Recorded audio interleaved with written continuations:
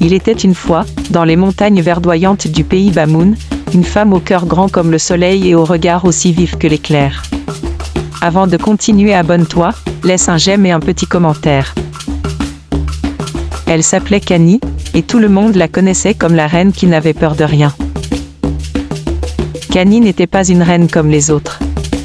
Elle ne portait pas que des bijoux en or et des robes en soie. Non, elle portait aussi une lance, un bouclier, et dans son cœur battait le tambour du courage. Chaque matin, la reine se levait avant le coq et marchait à travers les villages. Elle écoutait les anciens, riait avec les enfants et aidait les mères à porter leurs paniers. Elle aimait son peuple plus que tout.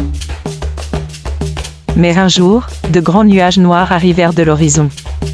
Ce n'étaient pas des nuages de pluie, non. C'étaient des soldats venus de loin, des hommes en uniforme avec de drôles de casques brillants. Ils voulaient prendre la terre du peuple Bamoun, leurs champs, leurs maisons, leur liberté. Quand les anciens vinrent prévenir la reine, elle ne pleura pas. Elle tapa 3 fois sur son tambour, boum, boum, boum. C'était le signal du rassemblement. Les hommes, les femmes, même les jeunes, vinrent écouter leur reine.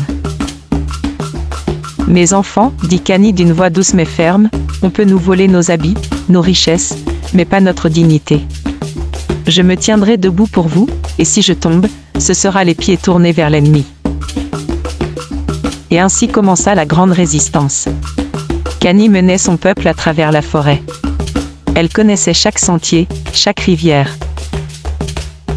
Le jour, il se cachait, la nuit, il frappait vite et fort, comme l'éclair. Les soldats étrangers furent surpris. Mais qui est cette femme que même la nuit semble protéger? Ils l'appelèrent la lionne des collines. Mais les soldats étaient nombreux. Un jour, alors qu'elle protégeait un village, Kani fut capturée. Ses poignets furent attachés, mais sa tête resta haute. Vous m'enchaînez, mais mon esprit est libre. Je suis Kani, fille de la terre, et tant que mes enfants se souviendront de moi, je vivrai. Et c'est ce qu'elle fit. Car aujourd'hui encore, quand le vent souffle dans les collines du pays Bamoun, on dit qu'on entend le tambour de Kani, boum, boum, boum. Et les enfants, assis autour du feu, écoutent son histoire, les yeux brillants et le cœur plein de fierté.